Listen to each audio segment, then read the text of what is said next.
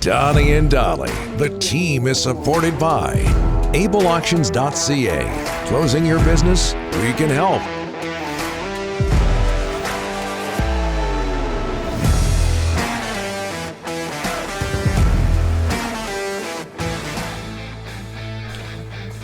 Okay, it is, what day is it? Wednesday.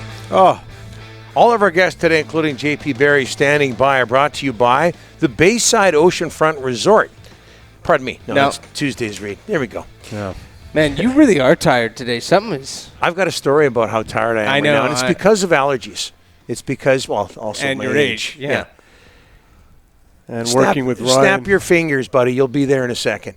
Okay. Today, all of our guests, Wednesday, are brought to you by the Alberni Power and Marine RPM Group. This is Amy's first time doing the show in a long time. She's thinking, what the heck are these guys doing? Located in Port Alberni, Alberni Power and Marine is one of Vancouver Island's most trusted boat dealerships, the largest Mercury Marine dealership in Canada. Their service team just won for the fourth straight year a customer satisfaction index score above the national average. We're below that average about 30 seconds ago. Make your appointment today for the 2022 boating season at albernipowermarine.com. The Sedins. We find out yesterday that they, along with Roberto Luongo, are going to be inducted into the Hockey Hall of Fame. Their longtime agent, J.P. Barry, who represents other hockey players, last time I checked, joins us now. J.P., thanks for doing this, sir. How are you? Good morning, gentlemen. I'm in Los Angeles, so it's a nice day when I'm down here. Thanks a lot, JP. Yeah. Oh, we had a good run on the weekend. Yeah. Yesterday and today, not so much. You know what Vancouver's like, JP. Hey, your reaction to Daniel and Henrik getting into the Hall of Fame? You've known them for a long time. I mean, I can't say that I'm surprised after everything they've done, but I'm also really, really proud of them because I know how hard they worked, like, from day one. I mean, they were blessed with being top picks and having hockey sense, but they worked so hard, every year trying to be the top player in fitness and just the hardest working guys. So it's not just all skill and hockey sense. These guys worked hard to get there.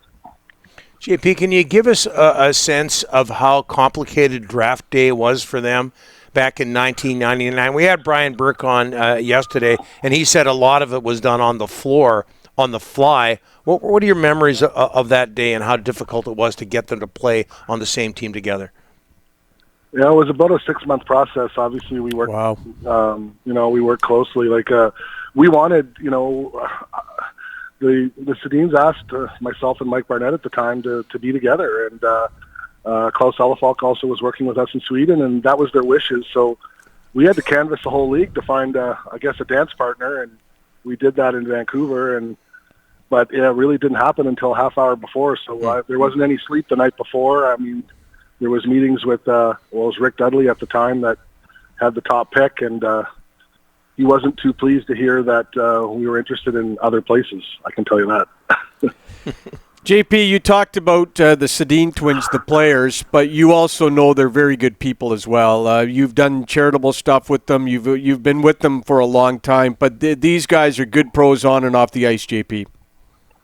Yeah, I mean, they're exactly, if you look at a young player and tell them what they want to be, I mean, everything they do, whether it's in their family, which is always first for them, and then their teammates and their team, they're not about themselves. They're about the people around them, and it was just a pleasure to work for guys like that. They were just, I have to say it was very easy being the agent of the Sedins, I can tell you that.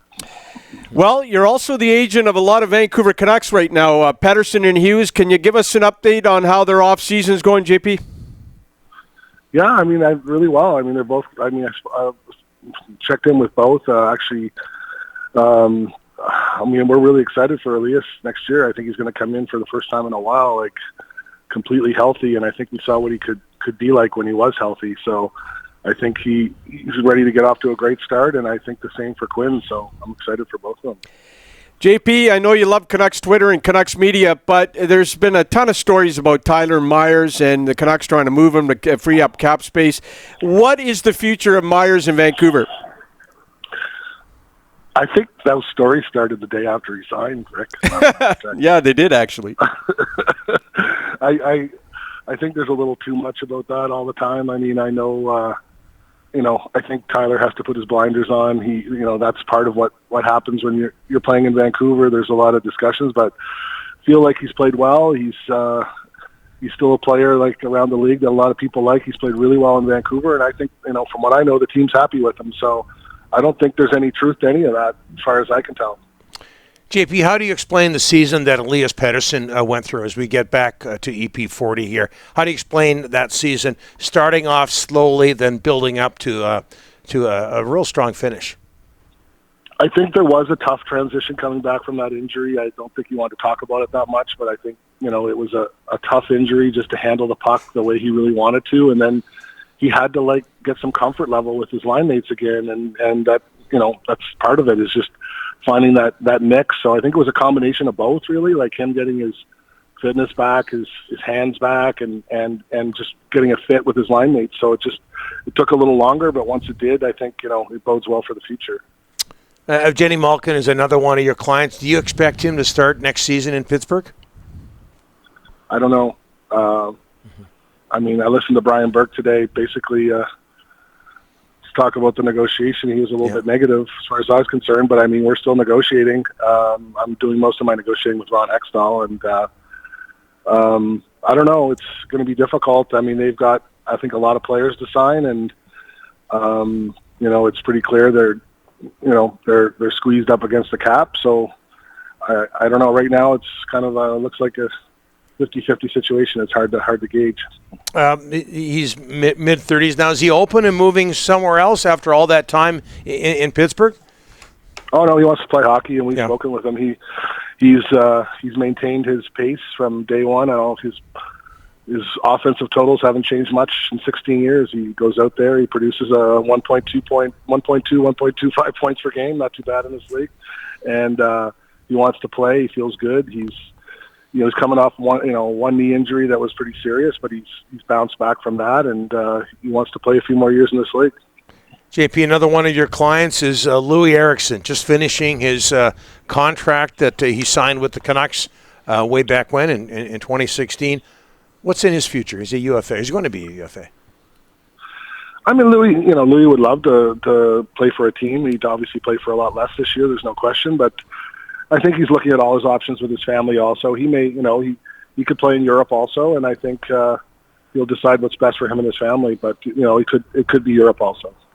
JP, one last one. You got another massive UFA, Phillip Forsberg, Nashville, still not done. Free agency around the corner. What's the update on Phillip Forsberg? Similar to Malkin. We're on the clock, I think. There's still a gap, both sides. We have the term, like we're both talking on 8 years, but we're not there on the structure and other items on it, and we got to keep grinding. So we're not, we got a couple weeks here, but the clock is on. JP, this has been outstanding. Congratulations on your clients making it into the Hall of Fame. Thanks so much for doing this. We'll do it again soon. Thank you. Yeah, thank you. Thank you very much.